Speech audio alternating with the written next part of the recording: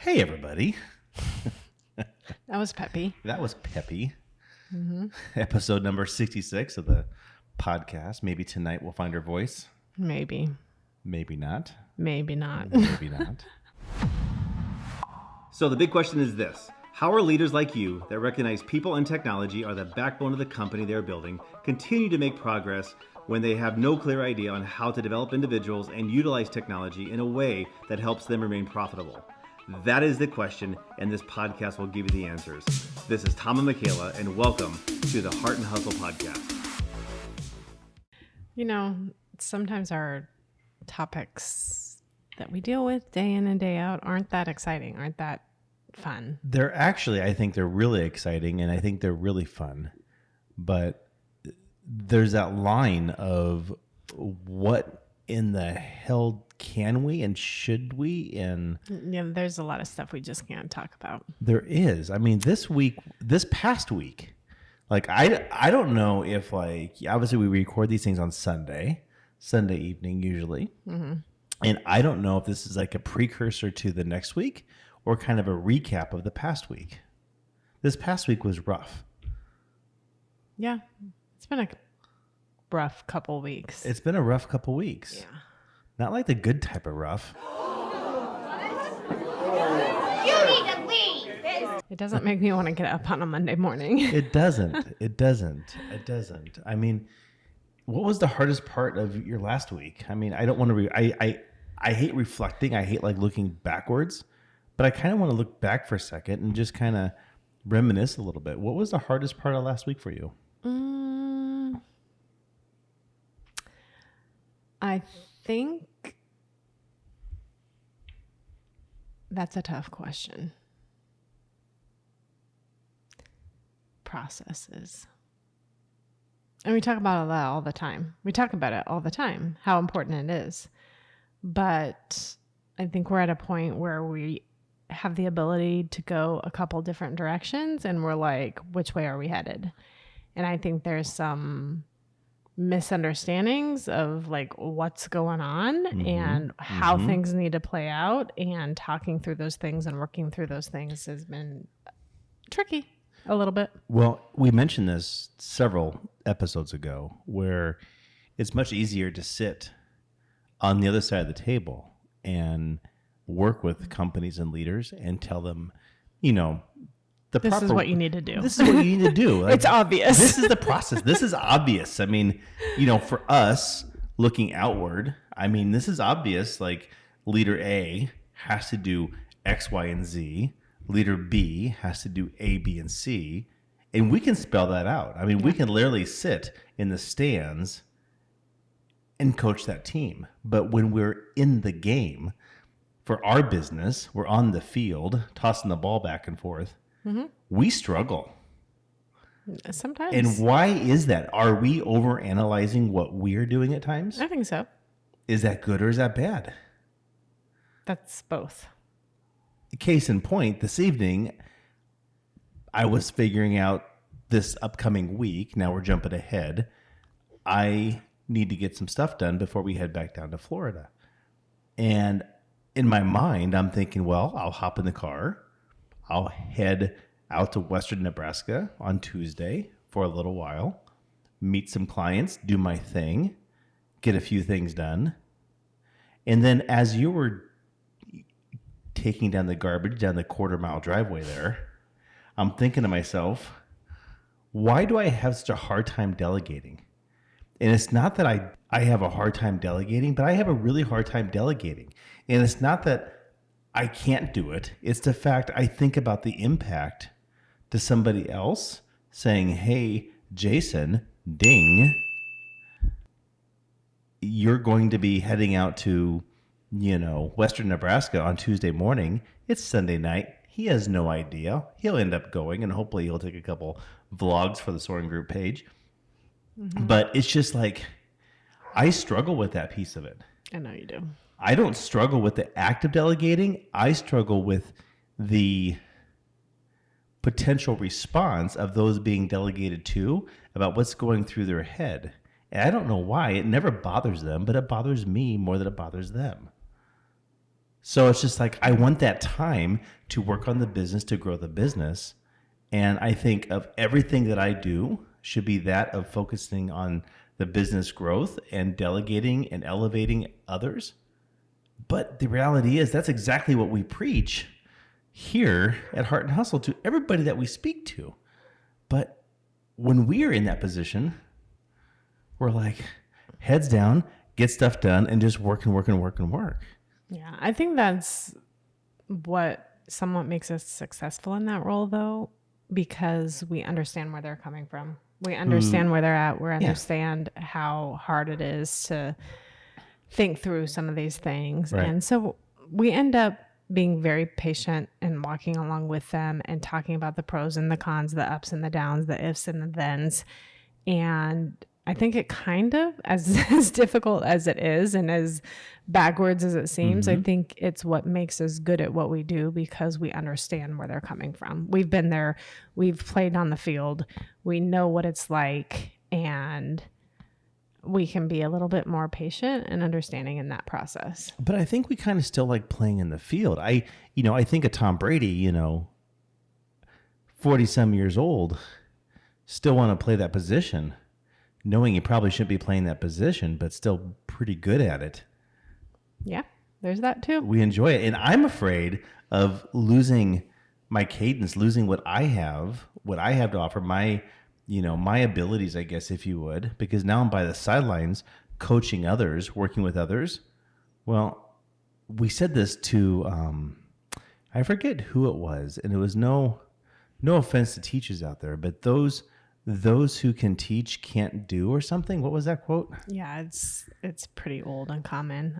Those who can't do, teach. Exactly. And I never want to be that person. I mean, I can definitely do, and I can definitely teach, but I don't ever want to not to do. Right. Because I think that's what gives you your I don't know, it keeps you on top of your game. It keeps you relevant. Yeah, that's true. But at the same time, like, I think of you in your position as like, there's so many hours in a day. You cannot do everything. No. It's like at some point we have to let go and just roll into where we are now. And that's not always an easy process either. It's a lot of letting go. It's a lot of trusting. It's a lot of facing our own insecurities within ourselves. Because, Right. I mean, like to what you're speaking to, you're kind of in new territory too. And it's just, you haven't been there before. And what does that look like? And what should that look like? And it's just new. It is. And I was working with another business owner up north, and he's struggling. He is overworked. He is working his tail off. Right. 24/7, 365. And I can see it. I can see the burnout. And I'm not going to say burnout because, I don't feel like I'm ever burned out, but I can see it that he is working a lot. And I feel as if he may at one point in time just think, oh my gosh, this is a lot of work. Yeah. But it's like, how do I encourage him? How do I work with him to have him focus on the business when his mind right now is like, he's so focused operationally on the company in the weeds, like in the actual weeds of the day-to-day processes, where he needs to jump out and soar and be, 500 foot up or whatever it is, and just look down and figure out what is actually going on with the company. It's tough. It is. It's why Soren was created. That's the whole moniker of the name is Soren Group, is because we have this ability to jump up, fly above the field, and you can see, the mouse running over here, or the gopher, whatever, the raccoon over here, and you actually see everything from a very high point, a high vantage point, and actually see what's going on with the company. And I feel we still have this ability, but what's been difficult, I think, for you and I, with the clients that we serve on both HR and IT, is that bringing those leaders up from the weeds and helping them actually soar above it and teaching them how to fly. And that's difficult. It is Because because it's difficult for even us to do at times. It So is. how do you teach something that you don't really know? Well, I think we know, we recognize it, but you're kind of trapped in that paradigm as well. Is like, how do you get out of it? And like you just said, it's a lot of trust. It's a lot of encouragement. It's a lot of delegation to others. It's a lot of others having the ability to, I hate to use the word, but step up in their roles and their responsibilities and take ownership and encourage them to take ownership, knowing that they may not want to. They might not have the ability to. So, And then what? and then what? Fire fast.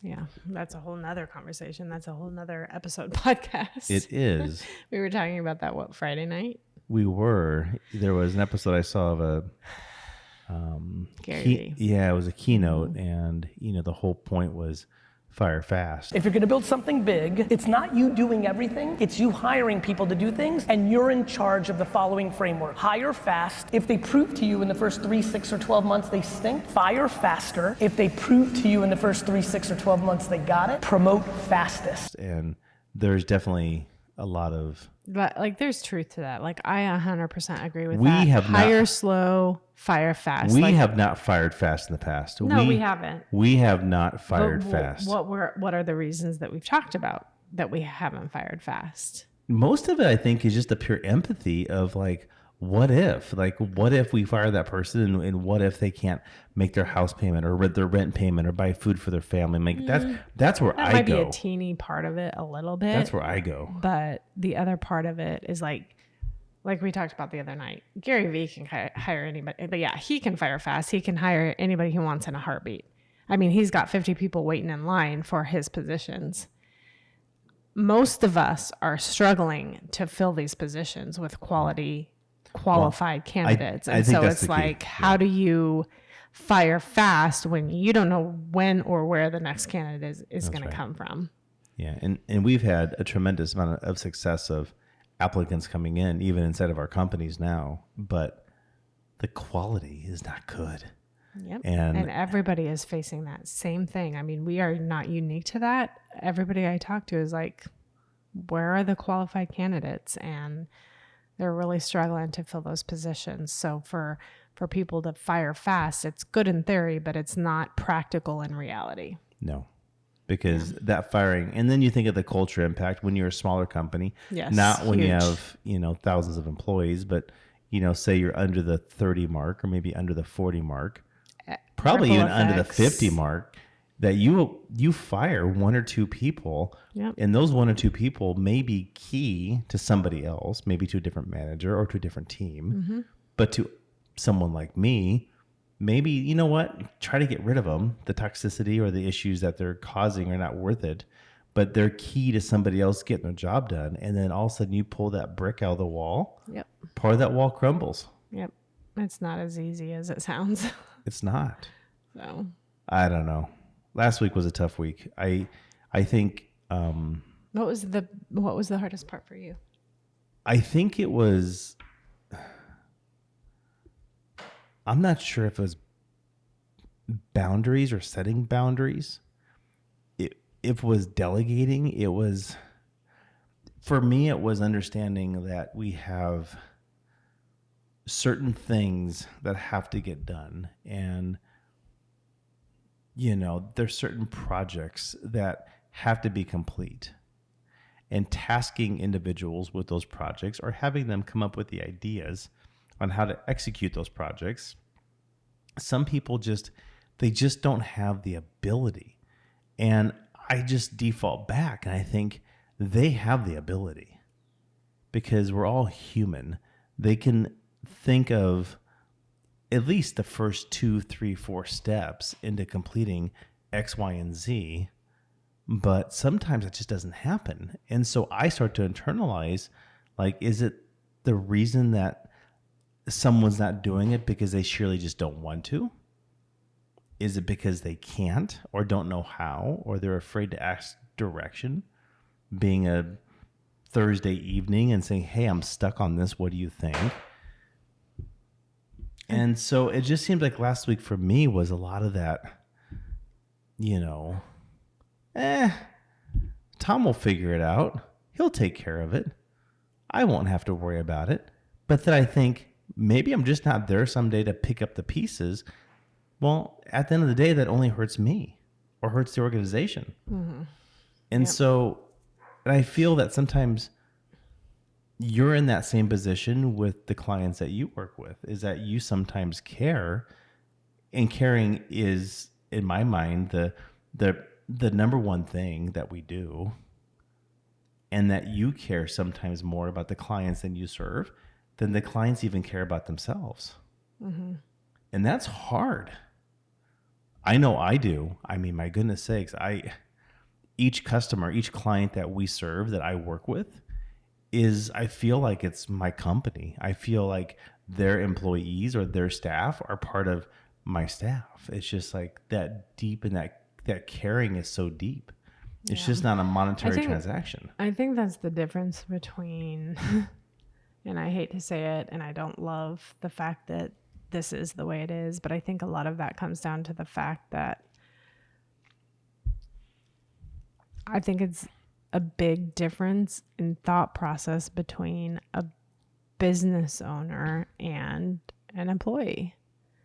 I think the reason you started the business was for that, because of that passion. And you've invested blood, sweat, and tears and everything you have into it.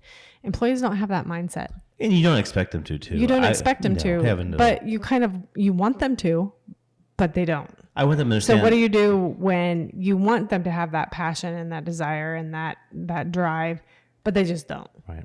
Like, how do you... There's zero expectations. I mean, we've talked about that before. I mean, there's zero expectations of somebody having that same passion. There's zero expectations, because they don't own but it. then there's the disappointment that you're referring to right now. Yeah. So how do you deal with that? Well, I think it's because certain individuals or certain people, they want to accelerate. They want to be, they want to see themselves in 3, 4, 5 years, 3, 6, 9 months, whatever it shall be, in a certain position or a certain role. But they're unwilling to do the work to get there. I'm not saying our staff by any means, but I'm just saying in general, people want to come in. And we saw the resume come in the other day. It was a cashier, CHASIER, misspelled. And they were... No experience, wanted like $70,000. They wanted $70,000 to start in an IT basic minimal support desk type role. And it was just like, you're kidding me. Yeah. They're going like, I hate to say it, but they're trying to get to third base on the first date. No, ma'am. No, ma'am. No, ma'am. No, ma'am. That's, so many people are there, and another podcast episode, but social media is not helping that. Everything in your feed is make 6 figures, figures from home doing this, make 6 figures. It's just like that get rich quick. I don't have to put any effort. I can just do it super fast is permeated everything everywhere. It has. And it's not helping our workforce. No, it has not been helping our workforce at all. However, there's a lot of things out there I want to try. I want to look at just for fun. Yeah, I know. But another podcast episode. Yeah, we're going to kind of do that with our daughter and see what she can do the next few months here or next month or so to try that. Legit? Is it real? Is it legit? Is it real? Happen? Can she do this or not? We'll see. I don't know. Just where I'm at, I guess, at this point. Yeah, I know. Last week was a tough week. Paradox. I think this week is going to be great. We're going to leave here in a couple of days, head back down to Florida for that office for a little bit, spend some time with that team, and I'm very excited about doing that, just to kind of get out of the mix and everything else. But yeah, I'm happy, I guess. I'm glad. It is what it is. It is what it is. There you go. It's such an apathetic statement. Apathetic. There you go. Big All words. Right. Anyhow, let us know your thoughts, views. What do you think? Comments, please.